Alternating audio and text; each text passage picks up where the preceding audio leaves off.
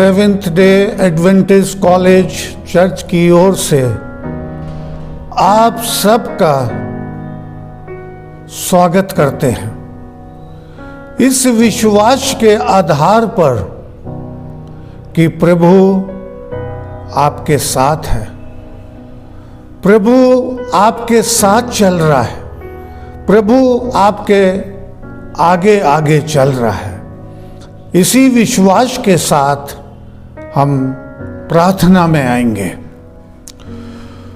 स्वर्गीय महान प्यारे पिता परमेश्वर, दया के सागर, प्रेरणा के स्रोत, तेरा धन्यवाद करते हैं आज की सुबह में, प्रार्थना करते हुए कि तेरा अनुग्रह, कृपा और दया हमारे पर बनी रहे। प्यारे प्रभु, आज जब हम इस संदेश में आते हैं, प्रार्थना करते हुए कि तेरे पवित्र आत्मा की सामर्थ्य पाई जाए, सुनाने वाले के लिए और सुनने वालों के लिए, जिससे कि हमारी आत्मिक उन्नति हो सके। ये प्रार्थना तेरे पुत्र प्रभु यीशु मसीह के नाम से मांगते हैं, आमीन। स्वागत है आज की संदेश में आप सबका। आज मैंने प्रभु की प्रेरणा से जो संदेश इस समय लिया है, काफी विचार विमर्श के बाद, सोच विचारने के बाद, आज के हालातों को देखते हुए, आज की पारिवारिक स्थिति, यूनिट की आर्थिक स्थिति, सामाजिक स्थिति, राजनीतिक स्थिति, इन सब परिस्थितियों को देखते हुए जो आज आपके सामने संदेश लिया है, वो है अ टाइम ऑफ स्पिरिचुअल डार्कनेस, आत्मिक अंधेरेपन का समय, स्पिरिचुअल डार्कनेस टू लाइट, आत्मिक अंधेरेपन से उजाले की ओर। जैसा हम 2020 में देख रहे हैं, पा रहे हैं कि किसी न किसी रूप से मनुष्य किसी न किसी रूप में समस्याओं से उलझा हुआ है, खासकर इस 2020 में। और आज का संदेश हमें इस अंधेरेपन से अगर हम महसूस कर रहे हैं किसी न किसी रूप में, तो हम एक उजाले की ओर बढ़ सकें। यही प्रभु ने मुझे आज प्रेरित किया है। हम देखते हैं, पाते हैं कि एवरी मिनिस्टर, प्रत्येक कार्यकर्ता, every believer of Jesus Christ, प्रत्येक प्रभु यीशु मसीह का विश्वासी जो प्रभु के ऊपर भरोसा रखता है, वो किसी ना किसी रूप में आज के इस दौर में, इस 2020 में कहीं ना कहीं एक अंधेरापन महसूस कर रहा है, एक कमी महसूस कर रहा है। और इस विषय पर बात करने के लिए 4 मेरे पास पॉइंट्स हैं जिन पे मैं आपसे बातचीत करूंगा, और शायद ये चारों जो है आज एक्सप्लेन नहीं हो पाएंगे, लेकिन इस विषय को मैंने पार्ट 1 और पार्ट 2 करके इसे प्रस्तुत किया जाएगा। आत्मिक अंधेरापन, ये हम अपने जीवन में, हमारे विश्वासी भाई, हमारे कार्यकर्ता जो प्रभु की दाखबारी में लगे हुए हैं, हम ये कैसे अनुभव कर सकते हैं कि ये समय एक आत्मिक अंधेरेपन जैसा है।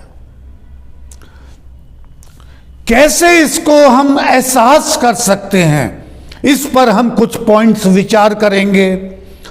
दूसरा हम जो पॉइंट लेंगे कि परमेश्वर के खादिम भी, परमेश्वर के कार्यकर्ता भी, और हम जो परमेश्वर के नबी हुए हैं, उन्होंने भी कहीं ना कहीं आत्मिक अंधेरेपन का शिकार हुए हैं। हम इस पे विचार करेंगे 4-5 पॉइंट्स। उसके बाद हम आएंगे कि परमेश्वर का प्यार, concern, love, grace of God, परमेश्वर का अनुग्रह, उसकी दया, उसकी कृपा किस तरह से इस आत्मिक अंधेरेपन में हमारी अगुवाई भी करती है और हमें उसमें से निकालती भी है। और चौथा पॉइंट होएगा, इसके 4 भाग हैं। चौथा होगा कि how to come out from this spiritual darkness to light, किस तरह से हम इस आत्मिक अंधेरेपन से रोशनी की तरफ निकल सकते हैं। उसके लिए मैंने करीब, मेरे पास 12 पॉइंट्स हैं निकलने का। इस 2020 में, जबकि हम इस वर्ष के अंत के समय में आ रहे हैं, 1 महीने के बाद नए वर्ष में प्रवेश करेंगे, और अब आप ये समझ लीजिए कि अब जो भी संदेश यहां से जाएंगे वो हमें नए साल की ओर नए विचारों के साथ, नए सिद्धांतों के साथ, नई परिस्थिति के साथ हमें आकर के आगे लेकर चलेंगे, क्योंकि प्रभु हमारा चरवाहा है, वो हमारा अगुवा है, वो हमारे आगे आगे चलेगा।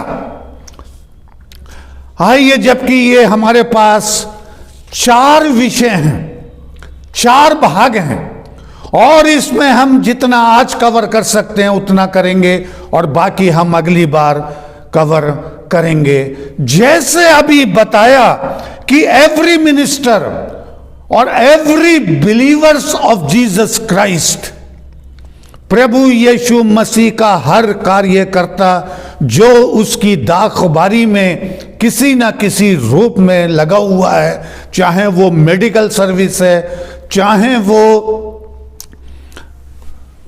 एजुकेशन सर्विस है, चाहे वो प्रचारक हैं, सेविकाई है, चंगाई की सेविकाई है, परोपकार की सेविकाई है, जो भी प्रभु की सेविकाई में लगे रहते हैं, कभी ना कभी अपने जीवन में इन समस्याओं से ग्रसित जरूर होते हैं।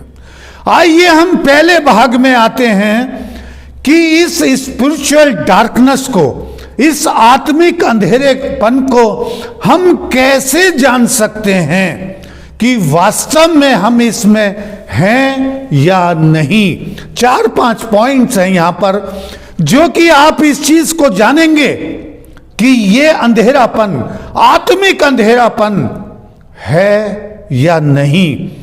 पहला पॉइंट है इसमें, प्रेयर्स फील एम्प्टी।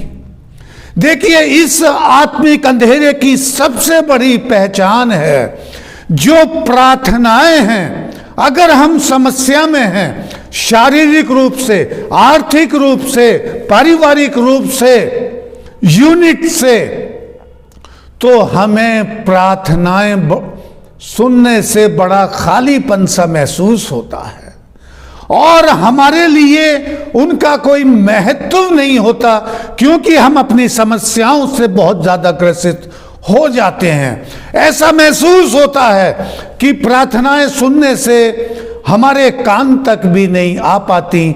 जब हमारे साथी हमारे लिए प्रार्थनाएं करते हैं, ऐसे दौर में, ऐसी कमजोरी में मनुष्य के पास तीन कमजोरियां हैं, तीन परेशानियां हैं, आत्मिक, शारीरिक और मानसिक। यहां पर मैं जो आज जिक्र कर रहा हूं वो आत्मिक समस्याओं से है। दूसरा, हिम्स आर संग विदाउट एनर्जी। जब हम गीत गाते हैं, अगर हम आत्मिक रूप से मजबूत हैं तो हमारे गीतों में बड़ा जोश होता है, लेकिन अगर हम आत्मिक रूप से कमजोर हो रहे हैं या हो गए हैं तो वो गीत हम उतने जोश से नहीं गाते पाते। ये पहचान है। जब फीवर होता है बॉडी के अंदर तो डॉक्टर सिम्टम्स पूछता है, तब वो सिम्टम्स जानने के बाद फिर वो उसका ट्रीटमेंट देखता है कि इसको कौन सी तकलीफ हो सकती है। आप अपने आप इसे जानने की कोशिश करेंगे इन पॉइंट्स के बाद। Sermons are lifeless. जो संदेश दिए जाते हैं, जो भी यूट्यूब पे आ रहे हैं, सोशल मीडिया में आ रहे हैं, चर्चिस में सुनाए जा रहे हैं, अपनी यूनिट में सुनाए जा रहे हैं, लाइफलेस, बेजान, बेअसर, और वो शायद हमारे कानों तक पहुंच भी नहीं पाते। ये पहचान है आत्मिक कमजोरी की। चौथा, scripture appears to have no power on our daily life. जो परमेश्वर का वचन है उसमें हमें कोई सामर्थ्य नहीं दिखाई देती, चाहे कितना भी अच्छा सरमन क्यों ना दिया जाए, संदेश क्यों ना दिया जाए। लेकिन जब हम आत्मिक रूप से कमजोर हो रहे हैं तब हमें वो सरमन जो हैं उतने अच्छे नहीं लगते हैं। पांचवा है, it is called dark night of the soul. ये समय ऐसा होता है हमारे आत्मिकता के लिए जैसे अंधेरा हो गया है, डार्क नाइट, रात का समय हो गया है, और वो सरमन, वो गीत, वो प्रार्थनाएं बेअसर दिखाई देती हैं। ये आत्मिक कमजोरी की पहचान है। इससे हम पहचान सकते हैं अपने आप को। छठा पॉइंट है, it is a time when our sense of God's absence is painfully felt. और ऐसे समय में जो परमेश्वर की उपस्थिति है उसका हम अपने मनों में ऐसा एहसास करते हैं और दुखी होते हैं कि आज परमेश्वर की उपस्थिति हमारे साथ नहीं है, आज परमेश्वर ने हमें छोड़ दिया है, आज प्रभु हमें भूल गया है। आज हम ये सवाल करते हैं कि हे प्रभु तू कहाँ है, क्यों ये समस्याएं आई हैं। बहुत तरह की समस्याएं चल रही हैं। मुझे बीते समय में एक ऐसे व्यक्ति से बातचीत हुई जो कि किसी कंपनी में कार्य करता था। मेरे लिए अनजान था वो व्यक्ति, लेकिन बता रहा था कि हम पति पत्नी दोनों एक प्राइवेट कंपनी में काम करते थे, लेकिन कंपनी बंद होने से आज दोनों बैठे हुए हैं। अब आप ये लगाइए उसके 2 बच्चे, किस तरह की स्थिति उनके सामने होगी कि दोनों कार्यकर्ता। इस 2020 में ऐसे हजारों लाखों व्यक्ति हैं जो आज आर्थिक स्थिति से परेशान हैं। बहुतों को आधी सैलरी मिल रही है, बहुतों को ना के बराबर मिल रही है। ऐसे में परमेश्वर की उपस्थिति हमको बिल्कुल नकारात्मक लगती है। ये परमेश्वर ने मुझे प्रेरित किया है इस तरह से कि इस विषय पर आज बातचीत करी जाए अपने विश्वासी भाइयों से, अपने कार्यकर्ताओं से, अपने अधिकारियों से, अपने ले मेंबर्स से। इन पॉइंट्स के आधार पर हम जान सकते हैं कि हम कमजोर हैं या नहीं। लेकिन हम पाते हैं जो दूसरा था विषय कि परमेश्वर के खादिम भी, जब हम अंत में इसमें आएंगे कि how to come out from this spiritual darkness, किस तरह से इसमें से निकलना है। उत्पत्ति की किताब बताती है 1 अध्याय, परमेश्वर ने सर्वप्रथम सबसे पहले आकाश और पृथ्वी की रचना की। वहां बताया जाता है पहले अध्याय की दूसरी आयत में, पृथ्वी बेडोल थी, अंधकार था, प्रभु का आत्मा उस पर मंडराता था, पानी ही पानी था। लेकिन याद रखना ये पॉइंट, प्रभु ने कहा उजियाला हो जाए। चारों तरफ अंधेरा है, लेकिन प्रभु ने कहा उजियाला हो जाए और उजियाला हो गया। आखिर में आएंगे इसमें, किसने कहा? प्रभु ने कहा। कहने मात्र से सेकंड में यह चीज हो गई, उजियाला हो जा, और उजियाला हो गया। उजियाले को उसने दिन का नाम दिया और अंधेरे को रात का, और ये सृष्टि से आज तक चला आ रहा है, अंधियारा और उजाला। हम यहां पर पाते हैं, ऐसा महसूस ना करें अपने हृदय में। आज मैं आपसे साइकोलॉजिकल तरीके से इस संदेश को आपके पास पहुंचा रहा हूं। हम ये महसूस ना करें कि वेयर इज गॉड, परमेश्वर कहां है। हे प्रभु तूने हमें छोड़ दिया, हे प्रभु हम आर्थिक रूप से कमजोर हो गए। लेकिन परमेश्वर का वचन हमें बताता है कि इवन द हीरोज और कैरेक्टर ऑफ स्क्रिप्चर बाइबल, बड़े बड़े महान नायक, नबी, प्रचारक इस आत्मिक अंधेरेपन का शिकार हुए हैं। एक दो उदाहरण मैं उसमें से आपके सामने पेश करना मांगता हूं, जो कि लिखा है गिनती की किताब 11वां अध्याय और उसकी 15वीं आयत। यहां पर हम पाते हैं मोसेस के बारे में, जो कि 15 से 20 लाख लोगों का अगुवा था। प्रभु के लोगों को मिस्र देश से लेकर के प्रॉमिस लैंड में जा रहा है, 40 साल की यात्रा सब पूरा कर रहा है, जिसके ऊपर हम पीछे आपसे डिटेल में चर्चा कर चुके हैं।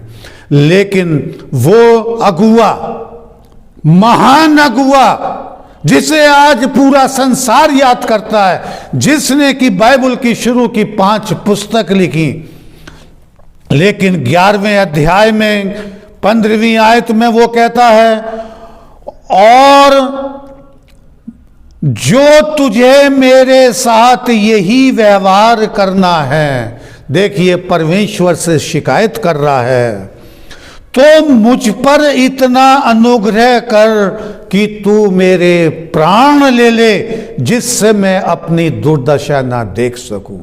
11वें अध्याय में 40 साल का सफर, परमेश्वर उसे मदद पे मदद कर रहा है। समुंदर 2 भागों में हो गया, चट्टान का पानी पिलाया, दुश्मनों से रक्षा हो रही है, विजय पर विजय प्राप्त हो रही है। लेकिन देखिए ये कहलाता है आत्मिक अंधेरापन, आत्मिकता की कमी, और वो प्रभु से मौत मांगने लगता है। मनुष्य के जीवन में सबसे आखिरी स्टेज यही होती है, जब वो आत्मिक रूप से कमजोर होगा, शारीरिक रूप से कमजोर होगा, आर्थिक रूप से कमजोर होगा, पारिवारिक रूप से कमजोर होगा, तो वो यही कहेगा कि हे प्रभु तू मुझे उठा ले। यहां पर हम देखते हैं कि मोसेस महान नायक जो है प्रभु से कह रहा है, हे प्रभु मुझ पर इतना अनुग्रह कर दे कि मुझे उठा ले। ये है आत्मिक अंधकार। लेकिन आज मेरा वचन है, आज संदेश है आत्मिक अंधेरे से उजाले की ओर। आगे चलेंगे, हम पाते हैं पहला राजा 19वां अध्याय और 4थी आयत एलिया के बारे में पाते हैं। और देखिए यहां पर वर्णन है 19वें अध्याय की 4थी आयत में, उसने ये कहकर मृत्यु मांगी, हे यहोवा बस है, अब मेरा प्राण ले ले, क्योंकि मैं अपने पुरखाओं से अच्छा नहीं हूं।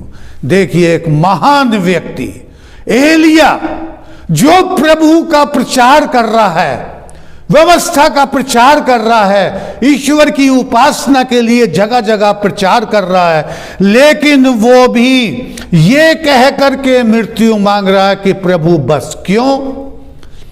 क्योंकि बताया जाता है जब एलिया ने आहाब और रानी इजबेल जो कि इज़राइल का बादशाह था, जब उसके बाल देवता के नबियों को मौत के घाट उतार दिया, तो यहां पर हम पाते हैं पहला किंग 19:4 में जब राजा आहाब ने रानी इजबेल को बताया कि किस तरह से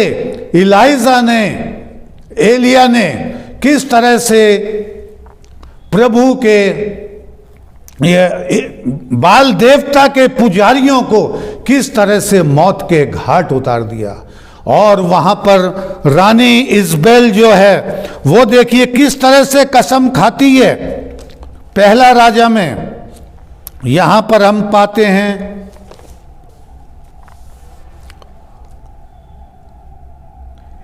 तब इजबेल ने एलिया के पास एक दूत द्वारा कहला भेजा, यदि मैं कल इसी समय तक तेरा प्राण उनका सा ना कर डालूं तो देवता मेरे साथ वैसा ही वरन उससे भी अधिक करेंगे।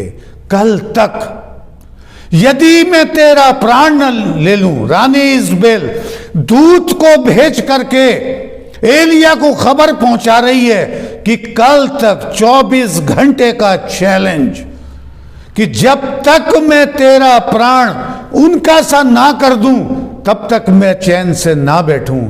ये संदेश सुन करके एलिया वहां से भाग उठता है और चौथी आयत में वो परमेश्वर से कहता है, ये कहलाता है आत्मिक अंधेरापन, वहां से भाग जाना और फिर मृत्यु को मांगना, जो आज का विषय है। आत्मिक अंधेरापन, अंधकार से उजाले की ओर, a time of spiritual darkness. जैसा अभी आपको बताया कि every minister, every believer of Jesus Christ कहीं ना कहीं अपने जीवन में इस आत्मिक अंधकार को महसूस करता है। आगे हम देखते हैं कि देखिए भजन संहिता में दाऊद नबी जो कि इज़राइल का बादशाह है, युद्ध के बाद युद्ध लड़ रहा है, विजय पर विजय प्राप्त कर रहा है।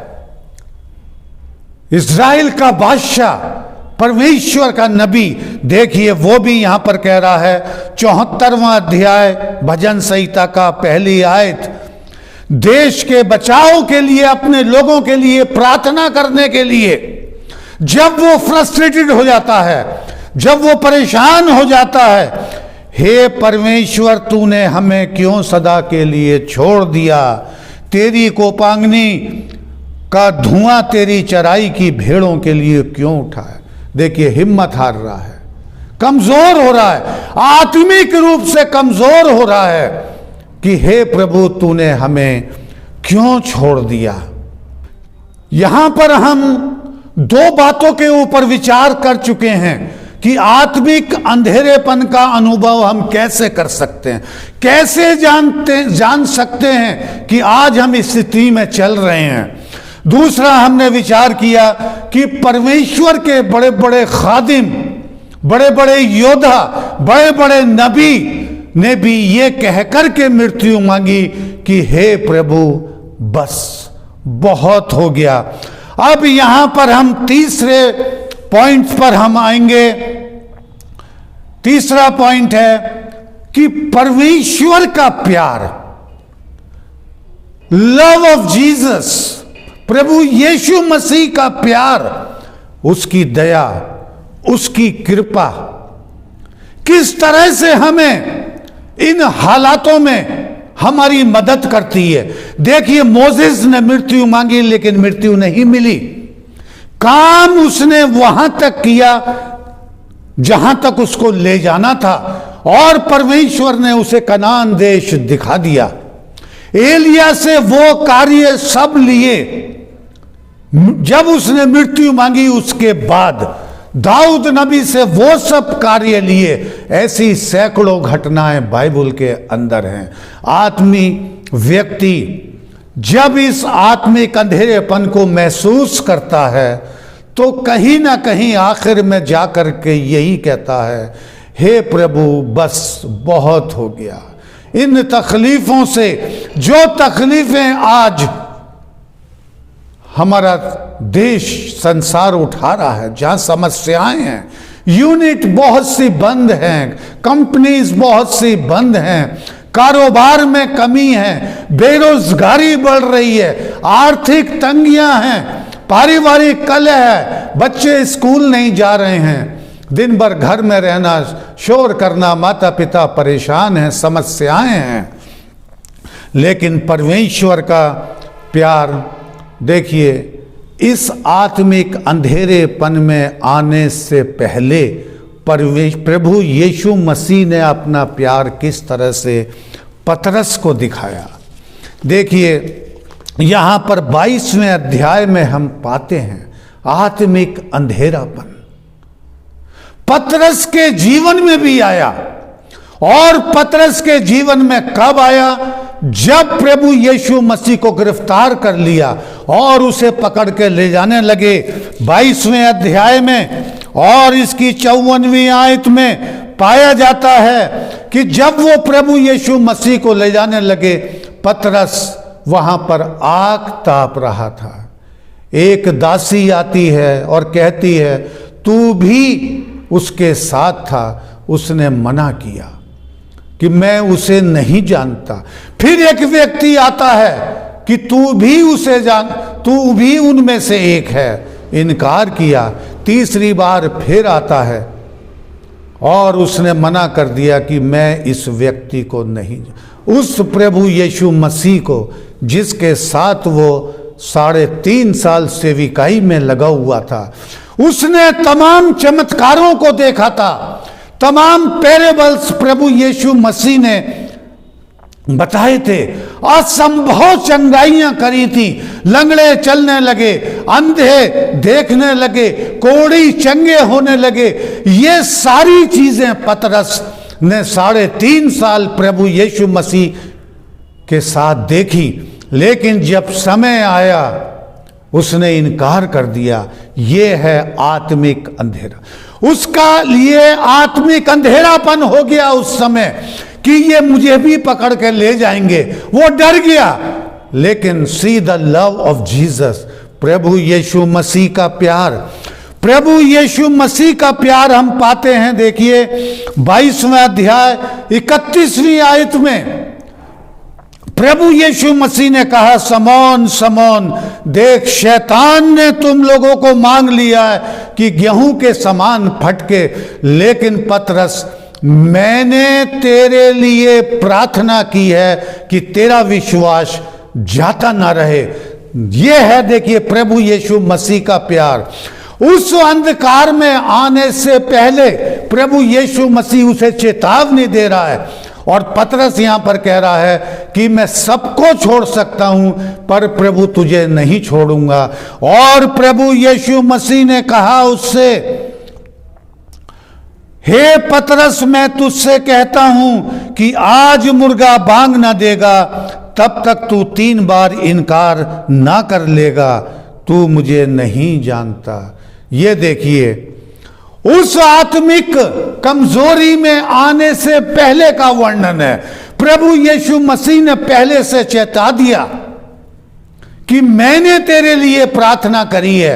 आज प्रभु यीशु मसीह मेरे और आपके लिए प्रार्थना कर रहा है कि हम इस आत्मिक अंधेरेपन में से निकल सकें। वो हमारी रक्षा करेगा, वो हमारे आगे आगे चल रहा है, वो हमारी अगुवाई कर रहा है, उसका पवित्र आत्मा हमारे घरों में कार्य कर रहा है, उसका पवित्र आत्मा हमारी यूनिट में कार्य कर रहा है। ये देखिए कहलाता है परमेश्वर का प्यार। अब हम धीरे धीरे उस तरफ बढ़ेंगे कि किस तरह से परमेश्वर इस आत्मिक अंधेरेपन से निकालता है और निकालेगा। दूसरा जो है हम देखेंगे, ये हमने एक पतरस का उदाहरण देखा। आगे हम पाते हैं डैनियल के पुस्तक में 3रा अध्याय और 6ठा अध्याय, जिसके ऊपर हम डिटेल में टेस्टिंग ऑफ फेथ पार्ट 1 और पार्ट 2 पे चर्चा कर चुके हैं। लेकिन देखिए हम यहाँ पर 1 मिनट के लिए बताना मांगते हैं कि जिस समय डैनियल के साथियों ने शद्रक, मेशक और अबेदनगो, जब उन्हें मृत्युदंड की आज्ञा मिल जाती है आग की भट्टी में डालने की, सबसे बड़ी समस्या होती है इंसान के जीवन में जब उसे मृत्यु, ये पता हो कि कल मेरी मृत्यु होने वाली है। सबसे कठिन जीवन का सफर होता है। अचानक से चला जाए नहीं, लेकिन अगर उसे यह पता हो जाए कि कल, एक हफ्ते के बाद, उनकी मानसिक स्थिति देखिए कैसी होती है।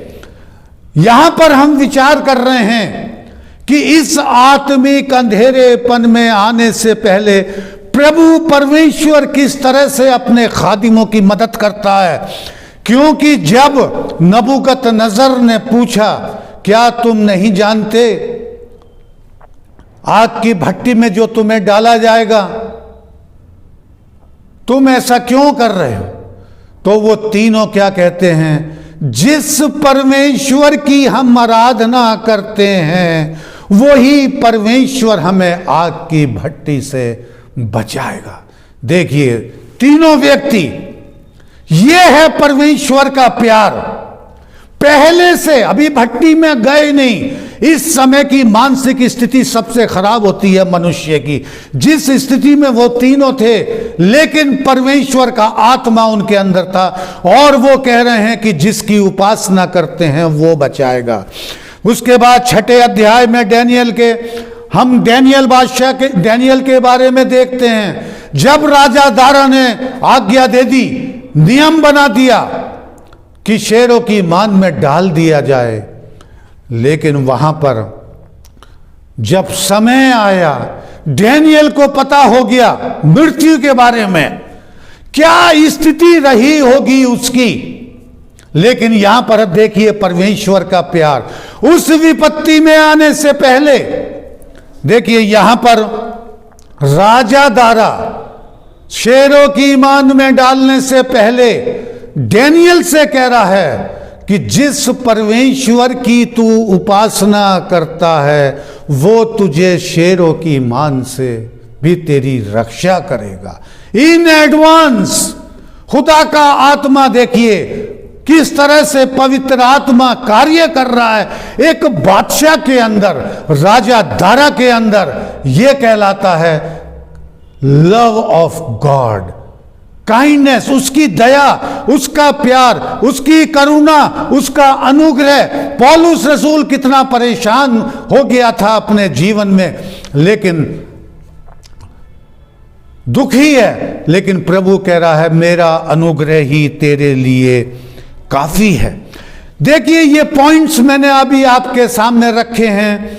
पहला था कि इस आत्मिक अंधेरेपन को कैसे अनुभव कर सकते हैं। 4-5 पॉइंट्स दिए, हम स्वयं अनुभव करेंगे, एक्सपीरियंस करेंगे कि हम इस स्थिति में हैं या नहीं। फिर हमने देखा था कि परमेश्वर के बड़े बड़े खादिम इसका शिकार हुए हैं।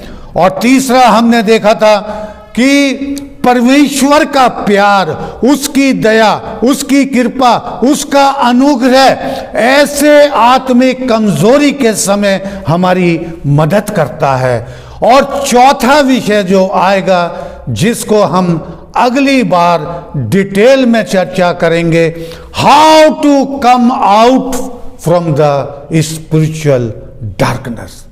मैंने 12 पॉइंट्स आपके लिए तैयार किए हैं और जो भी इसको संदेश को सुन रहे हैं, ये पार्ट 1 और पार्ट 2 का है, और अगला जो है तब ये संदेश पूरा होगा। इनके पॉइंट्स हैं जो अगली बार आएंगे। शेड एन ओल्ड स्किन, पुरानी त्वचा को इस समय के वातावरण में, जब हम नए साल में प्रवेश करेंगे, हमें उतारनी है, विचार बदलने हैं, सिद्धांत बदलने हैं इस आत्मिक अंधेरेपन से बाहर आने के लिए। दूसरा, see the good and expect the best, always choose faith upon over understanding, name it and claim it. इस तरह से ये 12 पॉइंट्स हैं मेरे पास, जो कि मैं आपको अगले सप्ताह में जो है आपके साथ शेयर करूंगा कि इस आत्मिक अंधेरेपन से जो हम महसूस कर रहे हैं, आर्थिक रूप से, मानसिक रूप से, शारीरिक रूप से, तकलीफों से, क्राइसिस से, उसमें से कैसे, हाउ टू कम आउट। लेकिन माइंड में रखकर अगले हफ्ते के लिए जाएंगे कि प्रभु यीशु मसीह इसमें से निकलने के लिए हमारी मदद करेगा। किस तरह से डैनियल को शेरों की मान में डाला जा रहा है और राजा दारा के अंदर खुदा का आत्मा कार्य कर रहा है और कह रहा है, जिस परमेश्वर की तू आराधना करता है वही तुझे शेरों से रक्षा करेगा। परमेश्वर आपको बरकत दे। प्रार्थना करेंगे। स्वर्गीय महान प्यारे पिता परमेश्वर, तेरा धन्यवाद देते हुए इस संदेश के लिए जो कि ये 2020 में इस क्राइसिस के समय तेरे सेवक को प्रभु तूने प्रेरित किया है कि ये संदेश आत्मिक अंधेरेपन से उजाले की ओर ले जाने के लिए, जो हमने हाफ पोर्शन कंप्लीट किया है और अगला पोर्शन है how to come out from the spiritual darkness. प्यारे पिता परमेश्वर, सुनने वालों को शक्ति देना, सामर्थ्य देना, पवित्र आत्मा का वरदान हो, जिससे प्रभु जी हम तेरी दाखबारी में आगे को बढ़ते चले जाएं। ये प्रार्थना तेरे पुत्र प्रभु यीशु के नाम से मांगते हैं, आमीन।